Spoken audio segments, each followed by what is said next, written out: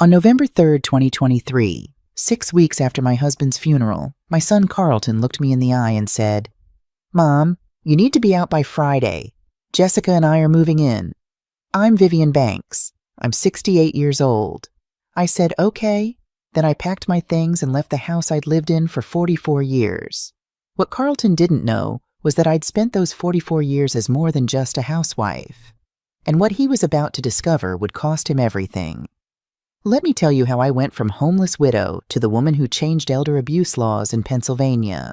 The autumn rain was coming down in sheets on September 22nd, 2023, when we buried Thomas Michael Banks at Sacred Heart Cemetery in Philadelphia. I stood beside the mahogany casket, the expensive one Carlton had insisted on, $8,700 he'd charged to Thomas's credit card without asking me, and watched the rainwater pool on top of the polished wood. 217 people came to pay their respects. I counted them. Counting has always been how I cope with grief. Thomas was 72 when his heart gave out. We'd been married for 44 years, together for 46. I was 23 when we met at the accounting firm where I worked as a junior analyst. He was 27, already a senior associate, charming and ambitious.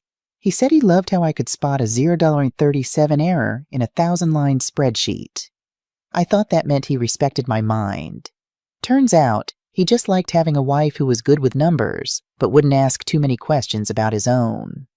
Carlton stood in the front row with his wife Jessica and their 2 children, Sophie, 12, and Max, 9. My son wore a 2400 Tom Ford suit. I recognized it from the invoice I'd accidentally seen on his desk 3 months earlier. His face was appropriately somber, but I noticed something that made my stomach tighten. He kept checking his phone. Not occasionally. Every 3 to 4 minutes. At one point I saw him exchange a look with Jessica. She nodded almost imperceptibly. It was the kind of wordless communication that comes from planning something together. I filed that observation away. The minister spoke about Thomas's success as a commercial real estate consultant, his 40-year career, his generous spirit. I didn't mention that Thomas and I hadn't shared a bedroom in 7 years, or that I'd found evidence of 3 separate affairs in his desk drawer 5 years ago. You don't speak ill of the dead, especially not in front of 217 witnesses. What I did notice, Douglas Harper, Thomas's attorney of 30 years, standing at the back of the church, crying harder than seemed appropriate for a professional relationship. He left before the cemetery, claiming an emergency with another client. I counted that as observation number 2. The house at 847 Oakwood Drive had never felt so large or so empty. 6 bedrooms, 4 bathrooms, 4,200 square feet of space that Thomas had insisted we needed when Carlton was born. "Room to grow," he'd said. We never had more children. Carlton had been a difficult baby, a demanding toddler, and an expensive teenager. Now it was just me, rattling around in rooms full of furniture I'd never particularly liked, but had never felt entitled to change. Carlton started visiting every day, beginning Monday, September 25th. He'd arrive around 2:00 p.m., always with his leather messenger bag, always with a concerned expression that looked practiced in a mirror. "Mom, I've been thinking about your situation," he said on day 1, settling into Thomas's favorite chair, the $3,400 Herman Miller that Thomas had bought without consulting me. "This house is a lot for one person." "I've managed for a week," I said, pouring him coffee in the $89 Wedgwood cup Jessica had given us for Christmas, the set Thomas had immediately declared too fancy for everyday use. "A week, yes, but long-term? The property taxes alone are $18,500 a year. The heating bills will be killer this winter. And when was the last time the roof was inspected?" He pulled out a brochure from his bag. "Maple Gardens Retirement Community." I took the liberty of scheduling a tour for Thursday. 1-bedroom units start at just $2,000 a month, utilities included. They have activities, people your age, a dining room so you wouldn't have to cook. "I like cooking," I said.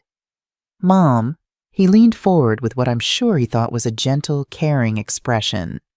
"Be realistic. You're 68 years old. You've never worked outside the home. Dad handled all the finances. This house is more responsibility than you can manage." Never worked outside the home. I'd worked for 6 years as an accountant before Thomas asked me to quit when Carlton was born.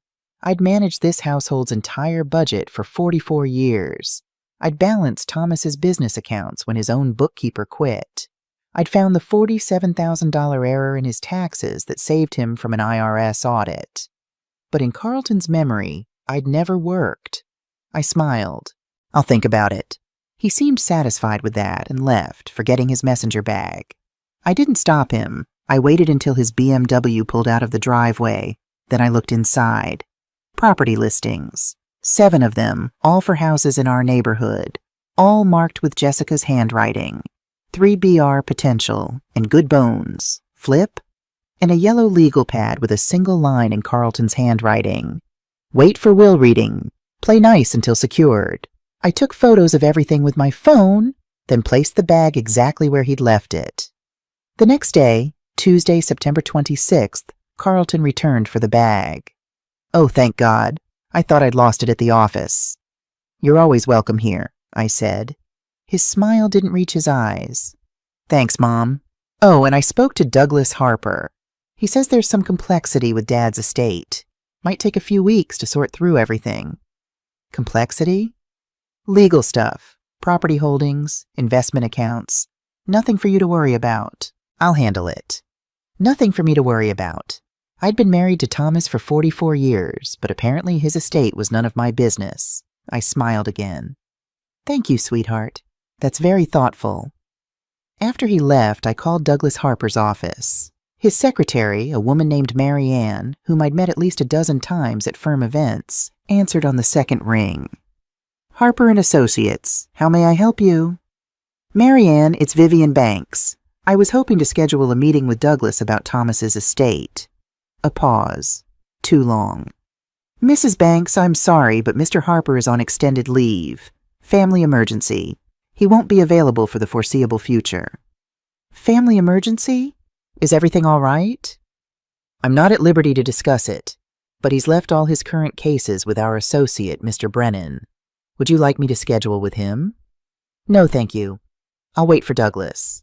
I hung up and immediately searched Douglas Harper Philadelphia on my laptop. His firm's website showed him as active and listed him attending a charity gala just last Thursday, 6 days ago. His personal Facebook page, which I'd never looked at before, showed a post from yesterday. Great round of golf at Pinehurst Country Club with the partners. Extended leave. Family emergency. Someone was lying. On Sunday, October 1st, 9 days after the funeral, Carlton organized what he called a family dinner at the house. He and Jessica arrived at 5:00 p.m. with Sophie and Max, plus an unexpected guest, Douglas Harper. Douglas was 74 years old, distinguished-looking with silver hair and wire-rimmed glasses. He'd always been kind to me at Thomas's company events, asking about my garden and actually listening to my answers. But tonight, he wouldn't meet my eyes. Douglas, I'm so glad your family emergency resolved, I said, setting down a platter of roast chicken. He flinched. Yes. Well, these things happen. Absolutely. I saw your Facebook post from the golf course. I'm glad you could still enjoy yourself during such a difficult time. His face went red. Carlton jumped in quickly. Mom, Douglas was kind enough to come discuss Dad's estate. Why don't we eat first, then talk business? During dinner, Jessica dominated the conversation, talking about her latest marketing campaign for a luxury car brand. The demographics are fascinating. High net worth individuals aged 45 to 65, primarily male, investment portfolios averaging $3 million. I noticed she kept glancing at Carlton, who kept glancing at Douglas, who kept glancing at his water glass. Sophie and Max were quiet, pushing food around their plates. Good kids. I'd always liked my grandchildren, even if Carlton and Jessica only brought them around when they needed me to babysit. After dinner, we moved to the living room. Carlton cleared his throat. Mom, Douglas has been reviewing Dad's estate documents. There's something we need to discuss. Douglas pulled papers from his briefcase, his hands trembling slightly. Mrs. Banks, Vivian, your husband's will is straightforward. He wanted to ensure his assets were distributed in a way that would be manageable. Manageable, I repeated. Yes. Given the complexity of the investments and properties, Thomas felt it would be best if everything went to Carlton, who has the financial expertise to handle it properly. He slid a document across the coffee table. I picked it up and read, I, Thomas Michael Banks, being of sound mind and body, do hereby bequeath to my son, Carlton James Banks, the sum total of my estate, including but not limited to the primary residence at 847 Oakwood Drive, Philadelphia, PA, all investment accounts, all business holdings, and all personal property, with the exception of $50,000 in cash assets to be given to my wife, Vivian Ann Banks, for her personal use. The room went silent. $50,000, I said quietly. And you're welcome to stay in the house temporarily, Carlton added quickly, until you find a suitable place.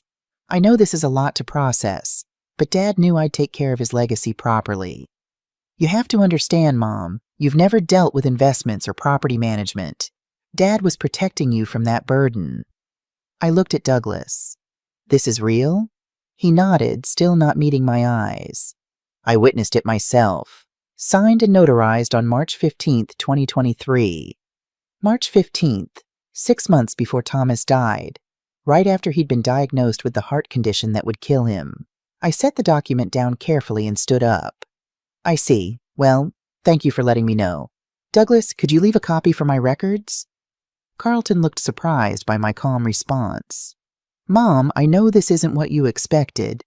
It's fine, sweetheart. Your father always knew best.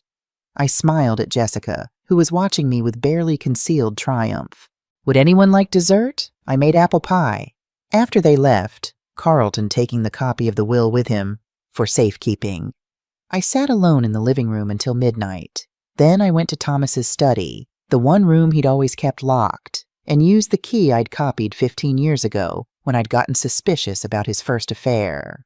In the bottom drawer of his filing cabinet, behind 10 years of tax returns, I found a manila envelope marked Important, Vivian. Inside was a business card, Michael Williams, Williams & Associates, Estate Planning and Trust Law, and a note in Thomas's handwriting. If you're reading this, something has gone wrong. Call Michael. Trust no one else. T. I took a picture of the card and the note. Then I put everything back exactly as I'd found it. It was 1:17 a.m. I'd been a widow for 10 days, and I was starting to understand that my husband had been playing a longer game than any of us realized. November 3rd, 2023, Friday, 2:47 p.m. I was in the garden, deadheading the last of the autumn roses, when Carlton's BMW pulled into the driveway. Jessica was with him. They both got out wearing expressions I'd seen before, the same ones they'd worn when they told Sophie she couldn't get a puppy because of Jessica's allergies.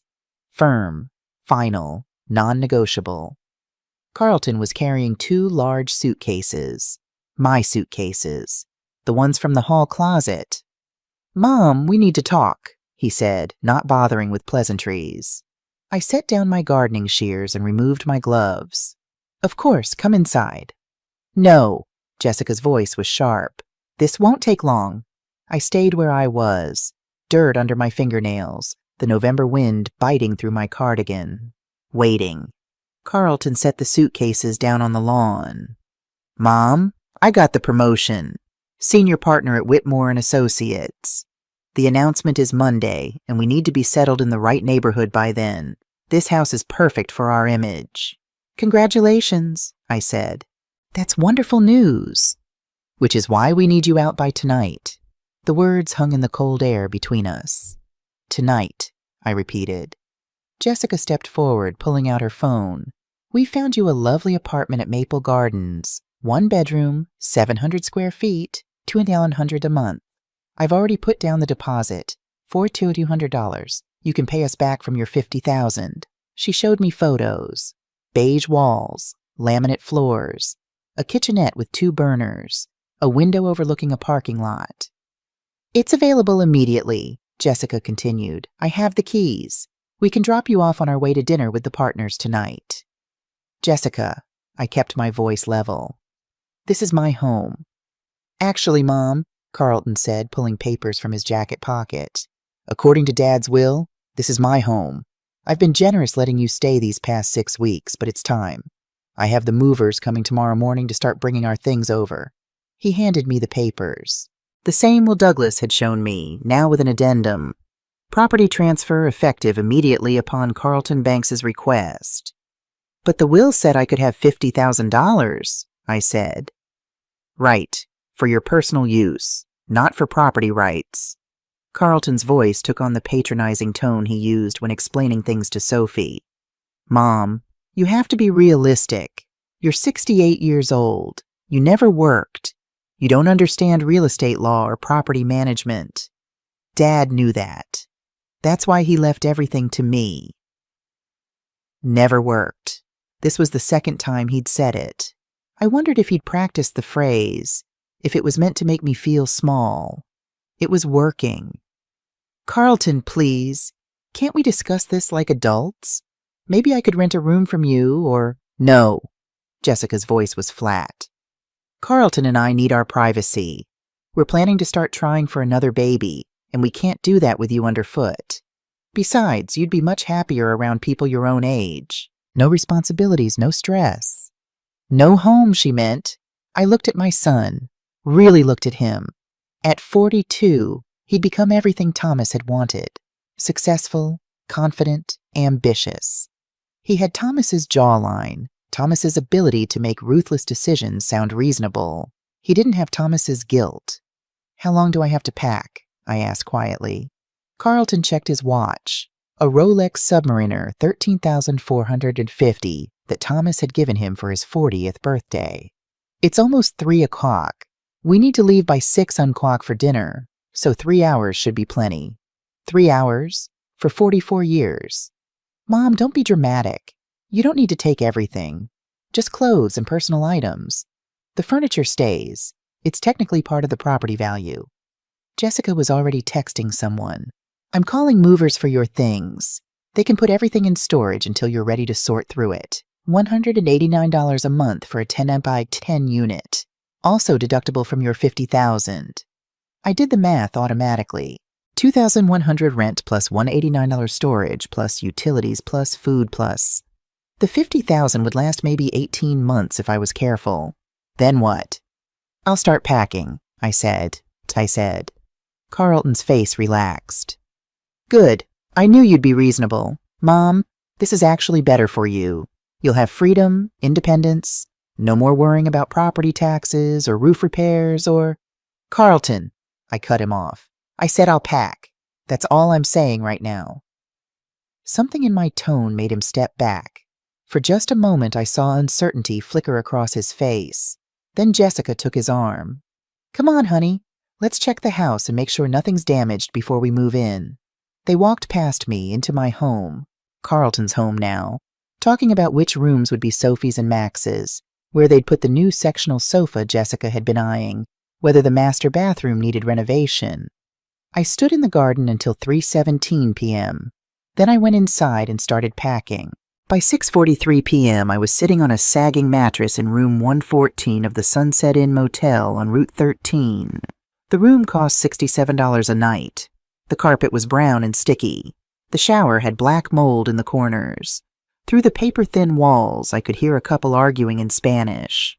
Jessica had driven me here in her Mercedes ML350, 64-900 2022 model, making small talk about Sophie's violin lessons while I sat in the back seat with my 2 suitcases and a box of photos. "Here we are," she'd said brightly, pulling up to the motel. "Just temporary, of course, until the apartment is ready Monday." She'd handed me an envelope. $300 in cash. That should cover the motel and food for the weekend. We'll deduct it from your $50,000, obviously. Then she'd driven away, leaving me standing in a parking lot that smelled like cigarettes and exhaust fumes. Now at 8:52 p.m., I sat on the bed and took inventory. What I had. 2 suitcases of clothes. 1 box of photos. My phone, paid through Thomas's account, which Carlton would surely cancel. My purse with $87 in cash and 3 credit cards, also connected to accounts Carlton now controlled. The business card from Thomas's desk. Michael Williams, attorney, what I'd lost. My home of 44 years, my furniture, my garden, my wedding china, my grandmother's jewelry still in the master bedroom safe. My dignity, I didn't cry. I'd stopped crying when Thomas died. Or maybe years before that, when I'd found evidence of his affairs and he'd convinced me I was overreacting. Instead, I did what I always did when overwhelmed. I made lists. But as I sat there, something Thomas had said 3 years ago came back to me. We'd been at a hospital, visiting his business partner Leonard Hayes, who'd had a minor stroke. On the drive home, Thomas had been unusually quiet. Then he'd said, "Vivian, if anything happens to me, if I die or get sick or lose my memory, I need you to promise me something." "What?" "Don't trust Carlton." I'd laughed. "Thomas, that's our son." "I know. That's what scares me." He'd gripped the steering wheel tighter. "He's got my worst qualities and none of my conscience. If something happens to me, he'll come for everything, and he'll be charming about it." "You're being paranoid." "Maybe. But promise me anyway. If things seem wrong, if Carlton does something that doesn't feel right, you'll fight back. You're smarter than you think you are, Viv. Stronger, too." I'd dismissed it as one of Thomas's melodramatic moods. He'd been drinking that night. But now, sitting in a $67 a night motel room, I realized Thomas had been trying to warn me. More than that, he'd been trying to prepare me. I picked up my phone and dialed the number on Michael Williams's card. It rang 4 times, and I was about to hang up when a voice answered. "Williams and Associates, Michael Williams speaking." "Mr. Williams, my name is Vivian Banks. My husband was Thomas Banks. He left me your card." A pause. Then, "Mrs. Banks, I've been waiting for your call." Saturday morning, November 4th. I took the bus to Williams and Associates on Market Street, using $4.50 of my remaining cash for fare. The office was in a restored brownstone, 3 floors of polished wood and brass fixtures that spoke of old money and older connections. Michael Williams was 55 years old, with kind eyes and the bearing of someone who'd spent his career cleaning up other people's messes. His handshake was firm, his office immaculate. "Mrs. Banks, please sit. Can I offer you coffee?" "Just answers, Mr. Williams." He smiled slightly. "Fair enough?" He pulled a thick file from his desk drawer. "Your husband retained my services 8 months ago. He told me he was updating his estate plan and wanted someone outside his usual circles to handle it." "Outside his usual circles? You mean Douglas Harper?" "Precisely. Thomas was very specific. Harper was not to know about my involvement." My hands tightened on my purse. "Why?" "Because Thomas suspected his son was planning something. He didn't have proof, but he had instincts. And after 40 years in commercial real estate, Thomas's instincts were usually correct." Williams opened the file and pulled out a document. "This is your husband's actual will, executed on March 20th, 2023, 5 days after the fake one Douglas showed you." I stared at the document. My hands were shaking as I began to read. "I, Thomas Michael Banks, being of sound mind and body, do hereby revoke all previous wills and codicils. I declare this to be my last will and testament. To my beloved wife, Vivian Ann Banks. I leave the primary residence at 847 Oakwood Drive, Philadelphia, Pennsylvania, free and clear, along with all furnishings and personal effects. Additionally, I bequeath to her 60% of all financial assets, investment accounts, and liquid holdings, currently valued at approximately $35 million, making her inheritance approximately $21 million. To my son, Carlton James Banks, I leave 40% of all financial assets, investment accounts, and liquid holdings, currently valued at approximately $14 million, to be held in trust with distributions beginning on his 45th birthday. However, this bequest to Carlton is contingent upon the following condition. He must not engage in any fraudulent activity, coercion, or abuse toward his mother within 2 years of my death. Should Carlton violate this condition, his entire inheritance shall revert to Vivian Ann Banks." The room spun. $21 million, I whispered.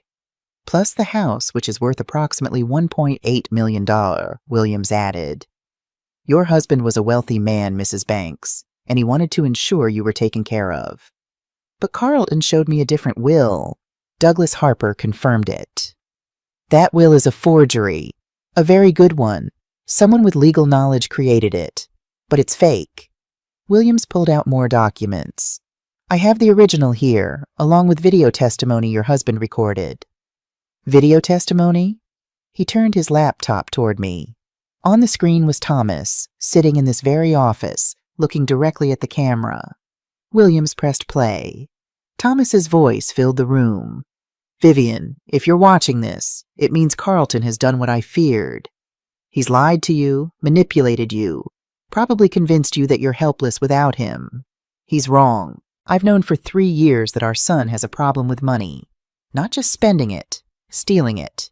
In 2020, he forged my signature on a $175,000 bank loan. I paid it off quietly. In 2021, he took $43,000 from my business account and claimed it was a clerical error. I let it slide. But 6 months ago, I learned something that I couldn't ignore. Carlton scammed Jessica's mother, Margaret Morrison, out of her entire life savings, $427,000, by promising to invest it in a guaranteed real estate deal. The deal never existed. He spent the money on gambling debts. Patricia is too ashamed to report it. Jessica either doesn't know or is in on it. I'm changing my will to protect you, Viv. If Carlton tries anything, and he will, he loses everything. The money comes to you. I'm sorry I didn't see this sooner. I'm sorry I raised a son who would hurt his own mother for money. But I'm not leaving you defenseless. The video ended. I sat in silence, processing. Then I asked the only question that mattered. Mr. Williams, what do I do now? He leaned back in his chair. First, we document everything Carlton has done. The illegal eviction, the forged will, the coercion. Then we go to the police. The police? Mrs. Banks, what your son has done isn't just unethical. It's criminal. Elder financial abuse, fraud, possibly conspiracy if Douglas Harper was complicit. He paused. But I'm going to be honest with you. This will be difficult. Carlton is a respected attorney. He'll have resources, expensive lawyers, and the burden of proof is on us. What kind of proof do we need? We need to show that the will he presented was fake. We need to show he knew it was fake. And ideally, we need him to admit it. I thought about Carlton's confidence, his arrogance, his absolute certainty that I was too stupid and too weak to fight back. Mr. Williams, I said slowly, I think I know how to get that admission, but I'm going to need help. He smiled. I know just the person. Her name is Patricia Green. She's a private investigator who specializes in family fraud cases. How soon can I meet her? How about Monday morning? I stood up, feeling steadier than I had in weeks. One more question. The money Carlton was supposed to inherit, the $14 million. If he loses it because of this condition, where does it go? To you. All of it. You wouldn't just get your $21 million, Mrs. Banks. You'd get the full $35 million. I nodded slowly. Then Carlton has already lost. He just doesn't know it yet. As I left Williams's office, I passed a mirror in the hallway and caught sight of myself, 68 years old, wearing a cardigan I'd owned for a decade, hair going gray, face lined with age and grief. I looked exactly like the harmless old woman Carlton thought I was.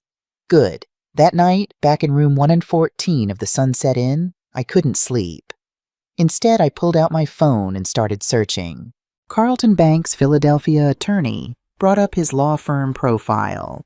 Whitmore & Associates, corporate law, J.D. from University of Pennsylvania Law School, specializing in estate planning and trust litigation. Estate planning and trust litigation. My son had spent his career learning exactly how to manipulate wills and trusts, and he'd used that knowledge against his own mother. I kept digging. 3 hours later, at 2:47 a.m., I found something that made my blood run cold. A legal notice from 2019, buried in Philadelphia County Court records. Patricia Louise Morrison versus Carlton James Banks. Civil complaint for fraud and breach of fiduciary duty. Case number 2019 CV 8847. Amount sought, $427,000. Case dismissed at plaintiff's request. January 15, 2020. Thomas had been right. Carlton had stolen from Jessica's mother, and Margaret Morrison had been too ashamed or too scared to pursue it. I screenshot everything and emailed it to myself. Then I opened a new search. Douglas Harper, attorney, Philadelphia. His firm website showed a glowing bio, 30 years of practice, specializing in estate planning, member of the Pennsylvania Bar Association. But when I searched Douglas Harper debt, I found something interesting. A notice from Pinehurst Country Club from 18 months ago, announcing that Douglas Harper's membership had been temporarily suspended pending resolution of financial obligations. Douglas had money problems, which meant Carlton could have bought his cooperation. I made a list of every detail I'd gathered. Carlton's expertise in estate law, means. His history of fraud with Jessica's mother, pattern. Douglas Harper's financial vulnerability, accomplice. Thomas's warning and protective measures, motive for fake will. The suspiciously quick timeline from death to eviction, urgency. By 4:32 a.m. I had 17 pages of notes on my phone, and I had a plan forming. Carlton thought he was playing chess with an amateur. What he didn't know was that I'd spent 44 years married to Thomas Banks, watching him negotiate multi-million-dollar deals, learning how power really worked. I'd just been too polite to use those lessons. Until now. Monday, November 6th, 10:02 a.m. Williams & Associates. Patricia Green was 39, looked like a yoga instructor, but had the eyes of someone who'd seen every kind of lie. Former police detective turned private investigator specializing in family fraud. Mrs. Banks, my rate is $175 an hour.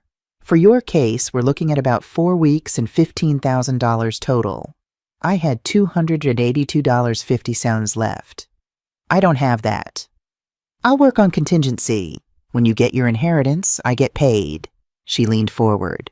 3 years ago, my mother lost $180,000 to a financial scammer. Elder abuse is personal for me. Plus, I really want to nail a lawyer who thinks he's untouchable. Over the next week, Patricia worked methodically. She followed Carlton to expensive lunches, $83 average per meal, photographed him moving into my house with $31,000 in new furniture, and posed as a potential client asking about elderly mothers who don't understand finances. Carlton's recorded response: "The kindest thing is to minimize their direct control. That way she's protected from her own poor decisions." By week's end, Patricia had established pattern and mindset. Patricia's connections delivered fast. Week 2 discoveries. Carlton's credit report. $2.3 million in debt, not $1.8 million as I'd thought, including $400,000 borrowed from a loan shark named Vincent Calabrese at 18% interest. Douglas Harper's bank statements. 3 deposits from Carlton totaling $110,000, paid on March 10th, $50K, September 25th, $25K, and October 15th, $35K. Property records for 847 Oakwood Drive, joint tenancy between Thomas and Vivian Banks. Meaning you already owned the house the moment Thomas died, Patricia explained. Carlton's been committing trespassing and illegal eviction. Week 3 confirmation. Dr. Raymond Chen, forensic document examiner. The signature on Carlton's will shows none of the tremor consistent with Thomas's heart condition. It's a forgery. Textbook case. Ruth Morrison, Carlton's former secretary. He had me draft fake documents, including a will for your husband, 3 months before Thomas died. I kept a photo as insurance. She showed us. The fake will, dated before Thomas's death. Carlton had planned this before my husband even died. December 1st. Patricia and I approached Douglas Harper at his house. He looked exhausted, defeated. "Vivian, I owe you an apology." In his office the next morning, me wearing a hidden recorder, Douglas confessed everything. Carlton had discovered Douglas's $183,000 gambling debt 18 months ago. offered $50,000 to help with estate planning. When Thomas died, Carlton paid another $60,000 for Douglas to present the fake will as legitimate. Carlton said Thomas really wanted it this way, Douglas said, crying. I wanted to believe him, but I knew. God help me, I knew. Will you testify? Yes, if you help me avoid prison. He gave me copies of Carlton's payments, text messages, and one handwritten note from Carlton. Make sure she never questions this. She's not smart enough to know the difference. Not smart enough. December 5th, Patricia's plan. Call Carlton. Say you've accepted the situation and want to discuss accessing your $50,000. He'll believe it, because his ego won't let him imagine you've been investigating him for a month. I called from a burner phone. Carlton, could we meet? Antonio's restaurant tomorrow at 7 o'clock p.m. Sure, Mom, I'll be there. Patricia set up 3 hidden cameras at the restaurant. A detective would be at the bar. Michael Williams would monitor audio from outside. December 6th, 7:00 p.m., Carlton arrived in his 1,800 suit, confident, relaxed. We ordered. I chose the $16 pasta and made small talk until I said, Carlton, I need to access my $50,000. I'm running out of money. Of course. I'll have Jessica write you a check, say $5,000 to start. I was hoping for $20,000. He frowned. Mom, that's a lot. The estate is complicated. The $50,000 isn't just sitting in an account. It's tied up. $5,000 should last you months if you're careful. If I'm careful. Carlton, I don't understand. We were married 44 years. How did I end up with only $50,000? Because you never worked. You didn't contribute financially. Dad knew you'd mismanage large amounts. He was protecting you from yourself. So he left me $50,000 and you got everything. Not just me. I'm managing it for the family. Dad trusted me with his legacy. I pulled out my phone. That's interesting.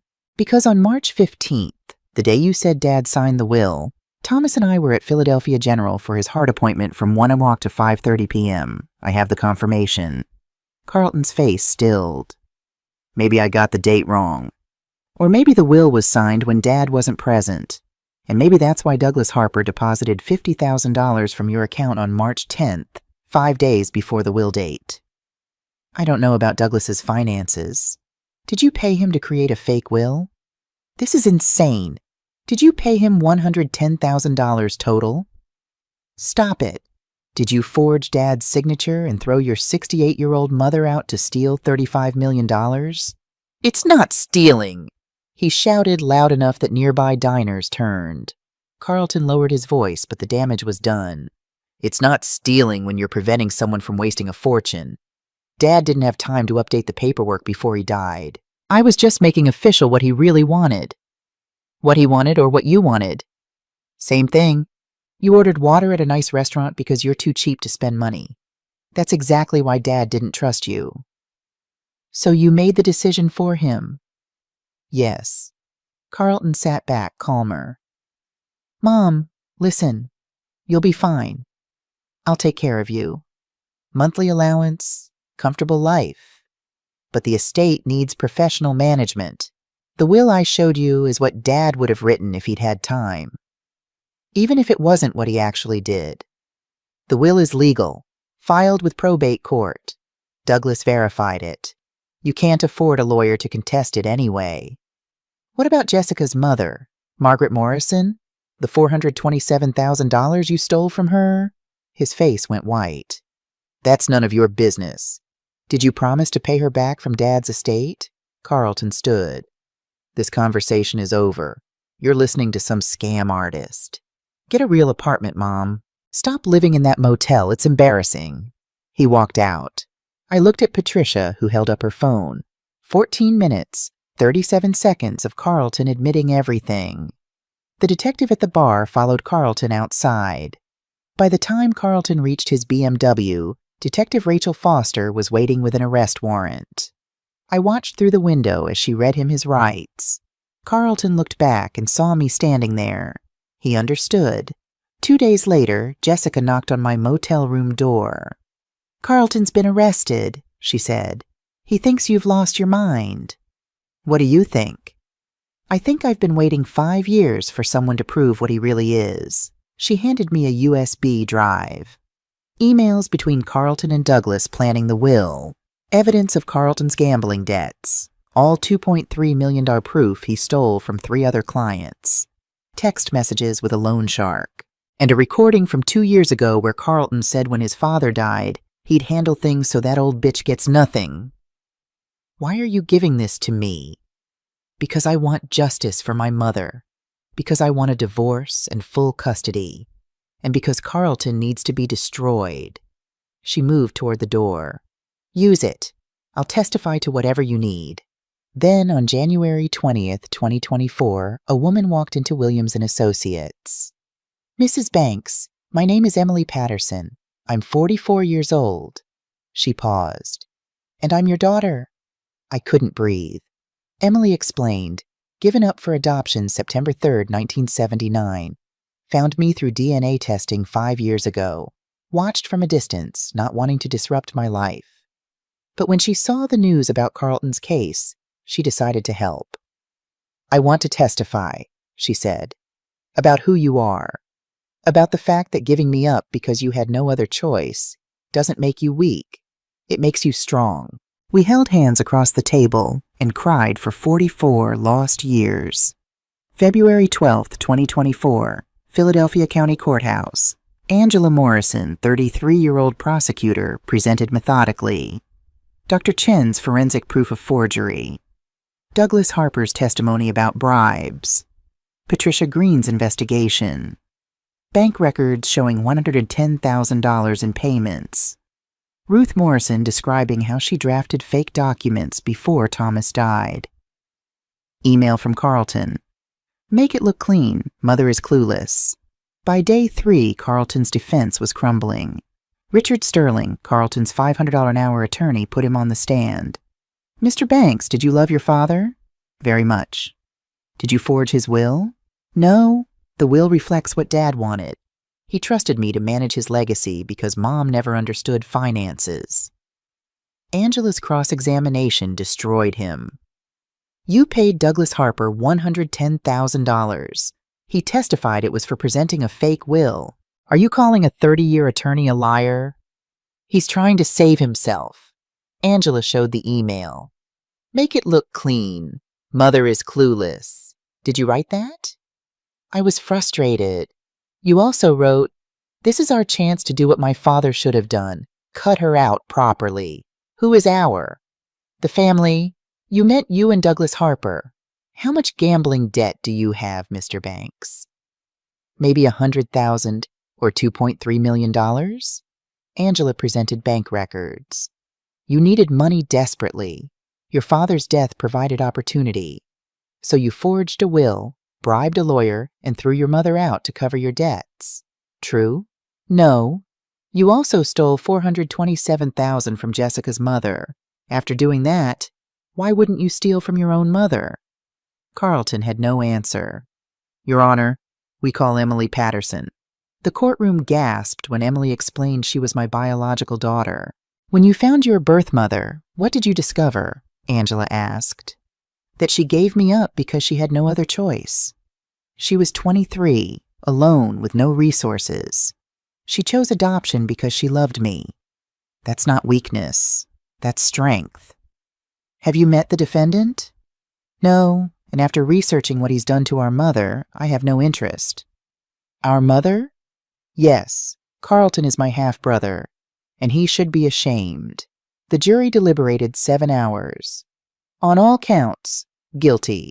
Judge Martha Reynolds sentenced Carlton to 5 years in federal prison, eligible for parole after 3 with good behavior, plus $250,000 fine and permanent disbarment. Douglas Harper received 1 year house arrest for cooperation. I woke up in my renovated bedroom at 847 Oakwood Drive, sunlight through new windows. Thomas's study was now my art studio. The formal dining room was a library.